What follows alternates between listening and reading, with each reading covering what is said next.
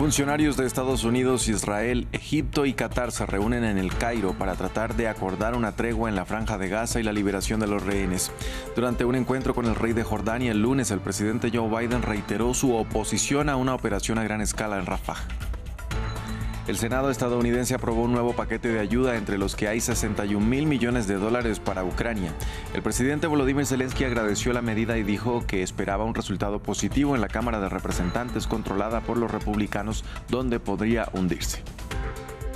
Siguen las protestas de agricultores en India. La policía detuvo a varios manifestantes que hacían parte de la marcha con destino a Nueva Delhi, con la que buscan presionar al gobierno para que cumpla su promesa de brindarles más apoyo estatal y asegurar un precio mínimo a sus productos. Hola, bienvenidos a una nueva emisión de Noticias en France 24. Los saluda Andrés Mesa Muñoz. Empezamos con la actualización de la guerra en Gaza. La comunidad internacional está trabajando para lograr una tregua en la franja y detener una ofensiva a gran escala de Israel en Rafah, donde están refugiados más de 1,4 millones de desplazados. Un ejemplo es el encuentro entre el presidente de Estados Unidos y el rey de Jordania, quienes se dieron cita en la Casa Blanca para conversar sobre las opciones de un cese en las hostilidades, mientras funcionarios estadounidenses, israelíes, egipcios y cataríes se reúnen este martes en El Cairo.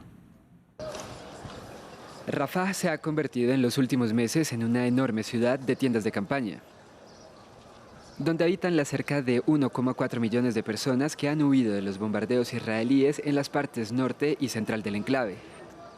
Declarada zona segura hace solo unas semanas, Rafah pronto podría convertirse en uno de los lugares más peligrosos para estar en Gaza. Las potencias mundiales están trabajando para impedir que Israel bombardee e invada la zona, donde dice que puede aplastar lo que considera los últimos bastiones de Hamás. En Washington, Joe Biden exigió que Israel presente un plan adecuado para proteger a los civiles. La principal operación militar en Rafah no debería continuar sin un plan creíble. Un plan creíble para garantizar la seguridad y el apoyo a más de 1 millón de personas refugiadas allí. Algo que no es suficiente para el rey Abdullah de Jordania, que quiere que la violencia termine de inmediato. Reubicar a los civiles desplazados e intensificar los bombardeos no es una opción aceptable. La situación ya es insoportable para más de 1 millón de personas que han sido empujadas a Rafah desde que comenzó la guerra. Necesitamos un alto el fuego duradero ahora. Esta guerra debe terminar. Funcionarios de defensa y mediadores de Qatar, Estados Unidos, Egipto e Israel se reunirán en El Cairo para negociar un acuerdo sobre una tregua y la liberación de rehenes. Según el presidente Biden, todos los elementos clave ya están sobre la mesa. Al otro lado del territorio, Cisjordania sigue siendo objeto de operaciones israelíes que dejaron al menos un muerto este martes. Los ataques de colonos israelíes contra palestinos también continúan llevando a varios países como Francia a unirse a Estados Unidos y tomar medidas contra ellos. Gabriel Holchin tiene los detalles. Mientras la ciudad de Rafah es objetivo de los bombardeos israelíes en Gaza, la violencia también continúa en el otro territorio palestino, la Cisjordania ocupada. Este martes el ejército de Tel Aviv hizo una incursión cerca de la urbe de Jenin, donde detuvo a varios hombres. Llegaron a las 5 de la mañana y empezaron a disparar cerca de la casa. Luego nos pidieron que abandonáramos la casa, cosa que hicimos. Me preguntaron dónde estaban mis hijos y les dije que estaban dentro, así que me ordenaron que les pidiera que se fueran. Me preguntaron dónde estaba Hamza, mi hijo, y les dije que no sabía si estaba dentro o no. Las fuerzas israelíes buscaban a Hamza, el hijo de Walid, que sospechan que puede participar en actividades terroristas. Empezaron a interrogar a los niños y entonces vimos a Hamza cubierto de sangre con los soldados. Nos llevaron para volar la casa y metieron a los niños en un vehículo militar. Oí una explosión, comprobé y vi la casa en llamas. En otra ciudad cisjordana, el ejército israelí mató a un hombre este martes disparándole en el pecho y la cabeza. Los militares dijeron que él supuestamente intentó atropellarlos y que lo mataron en respuesta. Por otra parte, en los últimos días, grupos de derechos humanos reportaron numerosos ataques de colonos israelíes contra palestinos que dejaron varios heridos. Después de Estados Unidos y Reino Unido, Francia también anunció sanciones contra los colonos israelíes extremistas que atacan a palestinos en Cisjordania, con una prohibición de entrada en el territorio galo para 28 de ellos. Mientras tanto, las tensiones siguen en la frontera entre Israel y Líbano. Y este martes, 2 israelíes fueron lesionados por un cohete disparado por Hezbollah, lo que sería una respuesta a un bombardeo de Israel en Líbano el lunes. En un nuevo discurso, el líder del grupo armado libanés, Hassan Nasrallah, dijo que no habrá pausa en los ataques mientras siga la guerra de Israel en Gaza. Previamente conversamos con nuestra corresponsal en Beirut, Etel Bonet, sobre si hay a la vista alguna ventana para una solución diplomática. A este respecto, Nasrallah ha dicho que las negociaciones que están sobre la mesa se han hecho a través de mediadores internacionales, especialmente occidentales, y solamente hay garantías que benefician a Israel, pero no al Líbano. A lo que se refiere es que lo que se está pidiendo es que haya una seguridad en el norte de Israel para que puedan volver los colonos a los asentamientos del norte de Israel y Hezbollah tenga que retirarse a 30 kilómetros de la frontera. Sin embargo, no se ha hablado de la posibilidad de que Israel devuelva los territorios que reclama el Líbano, y eso es lo que Hassan Nasrallah ha dicho, que por el momento no es una opción y que ellos son la única garantía para asegurar a las poblaciones del sur del Líbano y que la guerra seguirá mientras siga habiendo una ofensiva en la franja de Gaza. Hezbollah seguirá atacando en los norte de Israel contra posiciones israelíes mientras siga habiendo los ataques en la franja de Gaza. Armenia denunció la muerte de 4 de sus soldados a causa de una ofensiva proveniente de su vecino Azerbaiyán a lo largo de la frontera. El Ministerio de Exteriores azerbaiyano dijo que el ataque habría sido como represalia a una provocación armenia el día anterior que, según dijo, hirió a uno de sus soldados. Este es el mayor incidente entre ambos países desde septiembre, cuando Bakú recuperó el control de la disputada región de Nagorno-Karabaj y amenaza con poner fin a la calma que se había visto durante los últimos meses en medio de negociaciones. En Estados Unidos, el Senado aprobó a primera hora del martes un paquete de asistencia militar a Ucrania, Israel y Taiwán que tiene ahora que ser votado en la Cámara de Representantes, controlada por los republicanos, que hasta ahora ha rechazado examinar el texto. A pocos días del segundo aniversario de la invasión rusa a Ucrania, Volodymyr Zelensky acogió con satisfacción la votación tras advertir de la escasez de armas en un momento en el que Rusia presiona con nuevos ataques. Ampliamos en el siguiente informe. The bill as amended passes. Volodymyr Zelensky llevaba varios meses esperando este anuncio.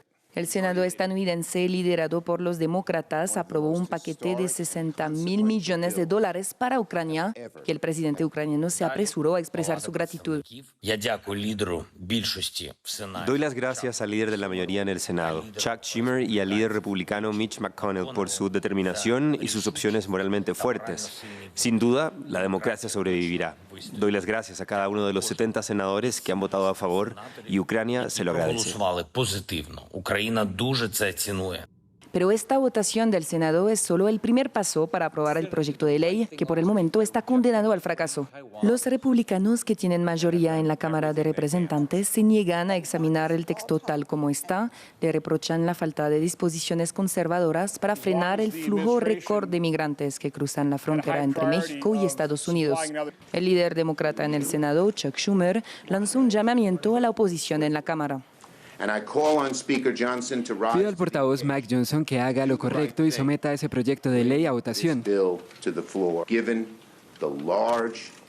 Dada la amplísima mayoría aquí en el Senado, está claro que se aprobaría, pero si los más radicales matan este proyecto de ley, será un enorme regalo para Vladimir Putin y una traición a nuestros socios y aliados. Ambas cámaras del Congreso deben aprobar la legislación antes de que el presidente Joe Biden pueda firmarla y convertirla en ley. En otras noticias relacionadas con Rusia, Moscú emitió órdenes de búsqueda y captura contra 3 autoridades de países bálticos, entre ellas la primera ministra y el secretario de Estado de Estonia. Según el Kremlin, estas son personas o son responsables de llevar a cabo acciones hostiles contra la memoria histórica del país. Nos amplía desde la capital rusa nuestro corresponsal Xavier Colas. Rusia ha puesto a la primera ministra de Estonia, Kaja Kallas, en busca y captura. La razón no se especifica en la web del Ministerio del Interior, donde aparece la lista cada día de los criminales que están buscados por la policía, pero desde el Kremlin ya han aclarado que de lo que la acusan es de destruir monumentos soviéticos que quedaban en territorio estonio. Lo cierto es que el gobierno de Estonia hace tiempo que empezó a desmantelar este tipo de estatuas, especialmente desde que empezó la invasión a gran escala de Ucrania por parte de Rusia en el año 2022. La retirada de un tanque soviético en la ciudad de Narva, fronteriza con Rusia, generó muchísima polémica en el año 2022. Ahora el gobierno ruso ha incluido incluso a miembros del gobierno de Lituania por la misma razón. Desde el Ministerio de Exteriores de Rusia han defendido que no se puede tolerar que no se respete la memoria de las personas que liberaron al país del nazismo. En India, el sector agrícola se manifiesta en contra del gobierno tras acusarlo de no proteger su producción y estabilidad económica tal y como el Ejecutivo se los había prometido hace 2 años. Los agricultores son uno de los sectores más influyentes para las elecciones generales que empezarán en abril y en las que el primer ministro Narendra Modi busca su reelección. Andrés Triviño tiene los detalles. Miles de agricultores de la India se dirigen hacia Nueva Delhi y las autoridades hacen todo lo posible por detener su paso antes de llegar a la capital. La policía obstaculiza varias vías, mientras que algunos manifestantes fueron detenidos y gases lacrimógenos fueron lanzados para dispersar a las concentraciones de aquellos que piden mejores garantías para el campo. Pensamos que dar más tiempo al gobierno no es adecuado ahora. Si hay una propuesta fuerte, entonces podemos pensar en darles más tiempo, pero no tienen nada que ofrecer. Durante los días previos se registraron fuertes altercados que dejaron al menos 2 muertos y varios heridos. Los manifestantes piden al gobierno que garanticen los precios de todos sus productos, además que sea cumplida la promesa de duplicar sus ingresos. En noviembre de 2021, el primer ministro, Narendra Modi, retiró unas polémicas leyes agrarias y prometió formar un comité de agricultores para la protección del sector agrícola. Sin embargo, los manifestantes aseguran que esto no ha sucedido.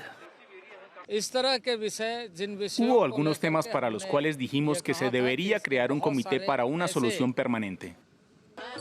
Protestas que se producen 2 meses antes de que se dé inicio a las elecciones generales en el país, en las que Narendra Modi busca hacerse reelegir para un 3er mandato. Los agricultores representan una de las fuerzas electorales más relevantes del país más poblado del mundo. Ahora vamos a Haití. Varios habitantes de la capital, Puerto Príncipe, siguen huyendo de sus hogares ante los enfrentamientos entre pandillas que luchan por el control del territorio. Movimientos de población que ocurren en medio de una crisis política. La semana pasada, el primer ministro Ariel Henry se mantuvo en el poder denegando un acuerdo que preveía que dejara su cargo el 7 de febrero. William Gasso tiene los detalles. Más y más personas desplazadas en Haití. En Puerto Príncipe, la capital, centenares de familias huyeron de sus casas el lunes en medio de nuevos enfrentamientos entre pandillas. Los desplazados no tienen a dónde ir, campan cerca a una estación de policía. Tenemos muchas víctimas, aún no sabemos quiénes ni cuántas, pero estamos seguros de que serán muchas víctimas porque hoy ha sido un tiroteo intenso en una zona abierta.